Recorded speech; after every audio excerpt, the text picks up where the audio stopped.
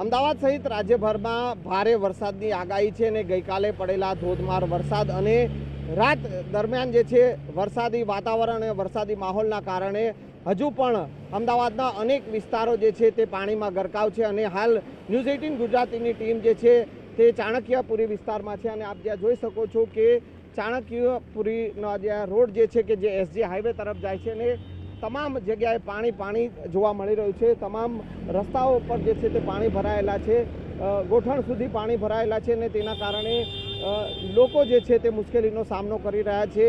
વાહન ચાલકો હોય કે રાહદારીઓ હોય કે ટુ વ્હીલર ચાલકો, તમામ લોકો જે છે તે આજે વરસાદી પાણીમાંથી જ પસાર થઈને જવાની તેઓને ફરજ પડી રહી છે અને આ પ્રકારની સ્થિતિ અત્યારે અમદાવાદના ચાણક્યપુરી વિસ્તારમાં જોવા મળી રહી છે અને કલાકો સુધી વરસાદ જ્યારે વરસે છે અને ત્યારબાદ આ પ્રકારની સ્થિતિનું નિર્માણ થાય છે અને લોકો હાલ અહીંયા મુશ્કેલીનો સામનો કરી રહ્યા છે। જમલભાઈ, કઈ આ જે ચાણક્યપુરી વિસ્તારમાં પાણી ભરાયા, ગઈકાલ રાતથી વરસાદ ચાલુ છે અને હજુ પણ વરસાદ વરસી રહ્યો છે? હા, કાલથી જ હાલાકી એટલી છે કે ચાલતા નીકળતું નહીં, સાધન તો નહીં નીકળતા, ચાલવાવાળાને તો એટલી બધી તકલીફ છે કે બીજો કોઈ રસ્તો નહીં આવવા જવા માટે।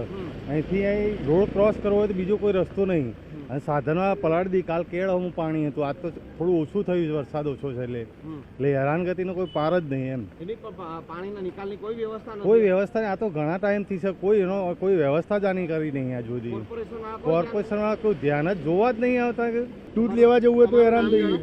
મુકેશભાઈ, ક્યાં કઈ બાજુ જઈ રહ્યા છો? પરિસરમાં બધા ચાણક્યપુરીમાં પાણી ભરાયા છે, હા, શું તકલીફ થઈ? તકલીફ તો છે જ ને સાહેબ, તમને દેખાય તો છે બધું। તમારું વ્હીકલ બંધ પડી ગયું? હા, તો અમે ધક્કા મારીને જઈએ છીએ દૂધ લેવા માટે સવારે।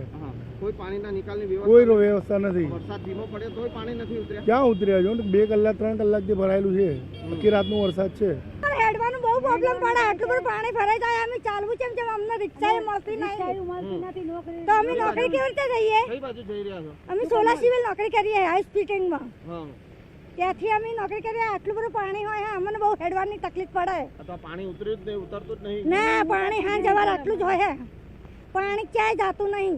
અમદાવાદમાં ગઈકાલે ધોધમાર વરસાદ વરસ્યો હતો અને ત્યારબાદ રાત્રિ દરમિયાન પણ ધોધમાર વરસાદ અવિરત ચાલુ રહેતા શહેરના અનેક વિસ્તારો જે છે તે પાણીમાં ગરકાવ થયા છે। હાલ ન્યૂઝ 18 ગુજરાતીની ટીમ જે છે તે એસજી હાઈવે પર છે ને એસજી હાઈવે પર આપ જે આ દ્રશ્ય જોઈ શકો છો કે હાઈવેનો એક તરફનો રસ્તો જાણે તળાવ બની ગયો હોય તેવા દ્રશ્યો જોવા મળી રહ્યા છે।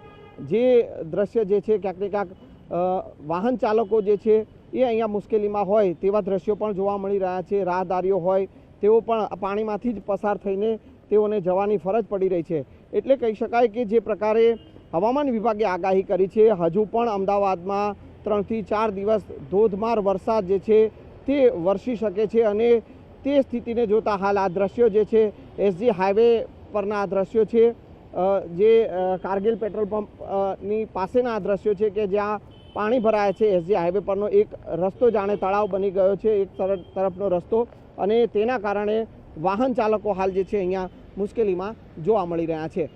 કેમેરામેન નિલેશ સોસા સાથે સંજય ટાંક, ન્યૂઝ 18 ગુજરાતી, અમદાવાદ।